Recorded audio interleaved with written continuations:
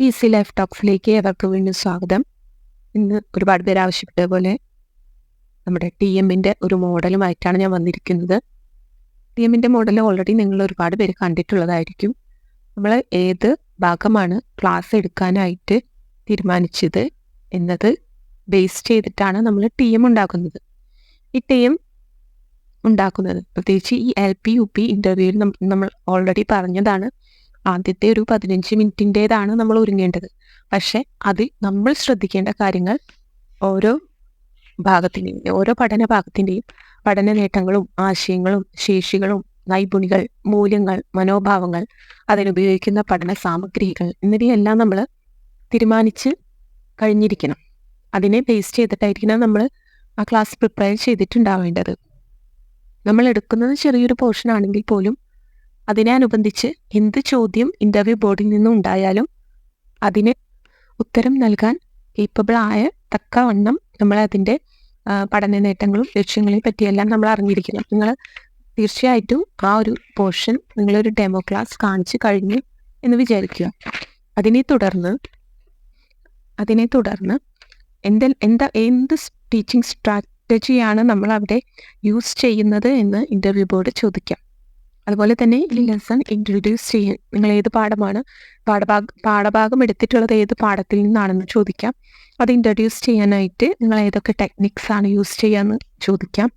അതോടൊപ്പം തന്നെ ടെക്നിക്സ് എന്നത് ഏറ്റവും പ്രധാനമായതും നമ്മൾ പറയുന്ന ടെക്നിക്സ് കൊണ്ട് അവർ തൃപ്തിപ്പെടണമെന്നില്ല. ചിലപ്പോൾ ചോദിക്കാവുന്ന ഒരു ചോദ്യം പുതിയ ടെക്നിക്സ് ഏതെല്ലാമാണ്, ഇപ്പോൾ ICT AI ടൂൾസൊക്കെ വെച്ചിട്ട് നിങ്ങൾക്ക് ഏതെങ്കിലും രീതിയിൽ ഈ ക്ലാസ് ഇൻട്രൊഡ്യൂസ് ചെയ്യാൻ സാധിക്കുമോ എന്നൊരു ചോദ്യം കൂടി ചോദിച്ചേക്കാം. അതുകൊണ്ട് തന്നെ നമ്മൾ പ്രിപ്പയർ ചെയ്തിരിക്കുന്ന ഏതൊരു ഭാഗവും ഏത് ടോപ്പിക് ആണെങ്കിൽ പോലും ആ ടോപ്പിക്കിൻ്റെ എല്ലാ A to Z ആ പാഠഭാഗത്തിൽ നേടിയെടുക്കേണ്ട ലക്ഷ്യങ്ങൾ അതിൻ്റെ നൈപുണികൾ എന്നിങ്ങനെ എല്ലാം തന്നെ നമ്മൾ അറിഞ്ഞിരിക്കണം. അതിന് നമ്മൾ ചെയ്യേണ്ട കാര്യം ഹാൻഡ് ബുക്കുമായിട്ടുള്ളൊരു കണക്ഷനാണ്. ടെക്സ്റ്റ് ബുക്കിൽ നിന്ന് മാത്രം ഇത്തരം കാര്യങ്ങൾ നമുക്ക് ലഭിക്കില്ല. ഹാൻഡ് ബുക്കുമായിട്ടുള്ളൊരു ബന്ധം നമുക്ക് വേണം. പ്രത്യേകിച്ച് ആ ഒരു ചാപ്റ്ററിനെങ്കിലും നമ്മൾ ഹാൻഡ് ബുക്ക് ബേസ് ചെയ്ത് ഒന്ന് വായിച്ചിരിക്കണം. ഓക്കെ, ഇതിനെ തുടർന്ന് ചോദിക്കാൻ സാധ്യതയുള്ള മറ്റൊരു ചോദ്യം എന്ന് പറയുന്നത് ആക്ടിവിറ്റീസ്. ഇപ്പോൾ ഈ പാഠത്തിൽ നിങ്ങളെടുത്ത ഡെമോ കാണിച്ച ഒരു പോർഷൻ അതിനോടനുബന്ധിച്ച് ഏതെല്ലാം ചിൽഡ്രൻ ഓറിയൻറ്റഡ് ആയിട്ടുള്ള ആക്ടിവിറ്റീസ് നൽകാമെന്ന് ചോദിക്കാം. ഏതൊക്കെ മെത്തേഡ്സ് ആണ് ഈ ഒരു ചാപ്റ്റർ കുട്ടികളിലേക്ക് എത്തിക്കാനായിട്ട് നമ്മൾ ഫോളോ ചെയ്യുന്നത് എന്നെല്ലാം ചോദിക്കാം. ഇപ്പോൾ പഠന നേട്ടങ്ങൾ പഠന ലക്ഷ്യങ്ങൾ അല്ലെങ്കിൽ ഏത് തരം ആക്ടിവിറ്റീസാണ് ഒരു സ്കൂൾ റൂമിൽ നമ്മൾ യൂസ് ചെയ്യേണ്ടത് എന്നെല്ലാം നമുക്ക് ഡയറക്റ്റായിട്ട് ചോദ്യം വരില്ല എന്നേ ഉള്ളൂ. ഇതിനെപ്പറ്റിയെല്ലാം അറിഞ്ഞിരുന്നാൽ മാത്രമേ നമുക്ക് ഈ ഒരു ചോദ്യങ്ങൾക്ക് നമ്മൾ എടുത്ത ഡെമോ ക്ലാസ്സിനെ ബേസ് ചെയ്ത് ഏത് ചോദ്യം ചോദിച്ചാലും നമുക്ക് ഉത്തരം അറിയണമെങ്കിൽ ഇത്തരത്തിൽ പഠനവുമായി ബന്ധപ്പെട്ട പഠന രീതികൾ പഠന നേട്ടങ്ങൾ ഇതിനെപ്പറ്റിയെല്ലാം നമ്മൾ അറിഞ്ഞിരിക്കണം. നമ്മൾ ആദ്യം അറിഞ്ഞിരിക്കേണ്ടത് ഒരു ടീച്ചിങ് മാനുവലിൻ്റെ ഘട്ടങ്ങളാണ്. ഈ ഘട്ടങ്ങൾ ഒരുവിധം എല്ലാ ടീച്ചിങ് മാനുവലിലും സെയിം പ്രോസസ്സ് തന്നെയാണ്. അപ്പോൾ നമ്മൾ എടുത്തിരിക്കുന്ന ഏത് ടോപ്പിക്കാണ് എടുത്തിരിക്കുന്നത് അതിനെ ബേസ് ചെയ്തിട്ട് അതിൻ്റെ ടെക്സ്റ്റ് ബുക്ക് ഭാഗവും, അതായത് നമ്മൾ കുറച്ച് ഭാഗം എടുക്കുന്നുള്ളൂ എങ്കിൽ പോലും ആ ഒരു യൂണിറ്റെങ്കിലും നമ്മൾ വായിച്ചിരിക്കുക. അതോടൊപ്പം അതിൻ്റെ ഹാൻഡ് ബുക്ക് തീർച്ചയായിട്ടും വായിച്ചിരിക്കുക. അതിൽ നിന്നാണ് നമ്മൾ ഈ പാഠം എടുക്കുന്നതിലൂടെ കുട്ടികൾ നേടുന്ന ശേഷികളും ലക്ഷ്യങ്ങളും എല്ലാം തിരിച്ചറിയാൻ സാധിക്കുന്നത്. ഇവിടെ ഞാൻ കുട്ടിപ്പുര എന്ന 2ാം ക്ലാസ്സിലെ പാഠഭാഗമാണ് എടുത്തിരിക്കുന്ന ഒരു ഉദ്ഗ്രഥിത ഭാഗമാണ്. ഇതിൽ നമ്മൾ ഓൾറെഡി ആദ്യമായിട്ട് പ്രാഥമിക വിവരങ്ങളും പഠന നേട്ടങ്ങളുമാണ് നൽകുന്നത്. പഠന നേട്ടങ്ങൾ നമുക്ക് തീർച്ചയായിട്ടും ഹാൻഡ് ബുക്കിൽ നൽകിയിട്ടുണ്ട്. ഇവിടെ പ്രയോഗം ശൈലി ആർജിത പദങ്ങൾ എന്നിവ സന്ദർഭാനുസരണം സംസാരത്തിൽ ഉൾപ്പെടുത്തുന്നു. സ്വന്തം ആശയങ്ങൾ എഴുതി ഫലിപ്പിക്കാൻ കഴിയുന്നു. മുൻ അനുഭവങ്ങൾ ഓർത്തെടുത്ത് സന്ദർഭാനുസരണം അവതരിപ്പിക്കാൻ കഴിയുന്നു എന്നീ നേട്ടങ്ങളാണ് കുട്ടി ഇപ്പോൾ നമ്മൾ എടുക്കുന്ന ഈ പാഠഭാഗം അവസാനിക്കുന്നതിലൂടെ കുട്ടിക്ക് നേടാനാവുന്നത്. അപ്പം അതിനാൽ തന്നെ നമ്മളിത് മുഴുവൻ എടുക്കുന്നില്ലെങ്കിൽ പോലും നമ്മൾ അതിനെക്കുറിച്ചൊന്ന് അവെയർ ആയിരിക്കണം എന്നാണ് ഞാൻ പറയുന്നത്.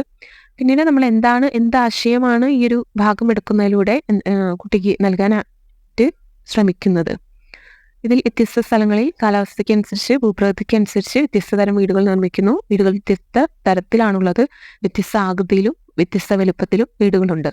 വീട് നിർമ്മാണത്തിന് വ്യത്യസ്തമായ വസ്തുക്കൾ ഉപയോഗിക്കുന്നു.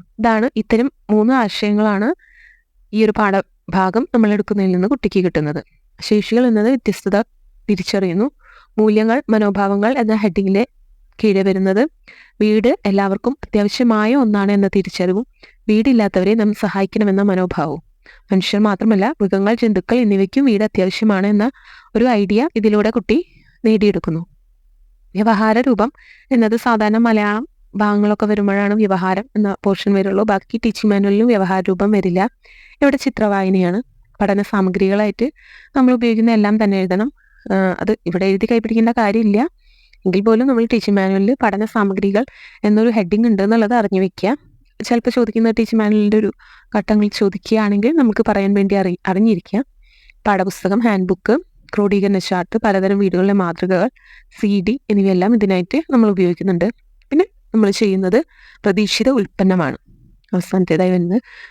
ഈ ഒരു പ്രവർത്തനം ചെയ്യുന്നതിലൂടെ കുട്ടികളിൽ നിന്ന് നമുക്ക് എന്താണ് ഉൽപ്പന്നം ലഭിക്കുന്നത് എന്നാണ് അവിടെ രേഖപ്പെടുത്തേണ്ടത്.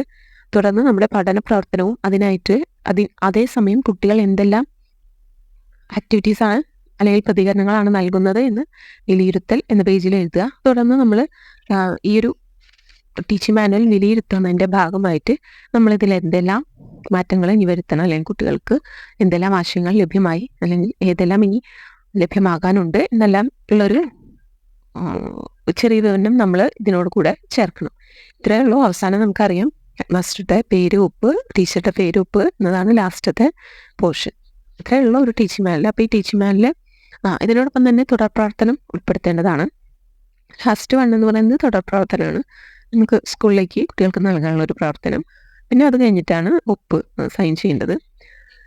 ഇതാണ് ഘട്ടങ്ങൾ. അപ്പോൾ ഘട്ടങ്ങൾ അറിഞ്ഞിരിക്കുക.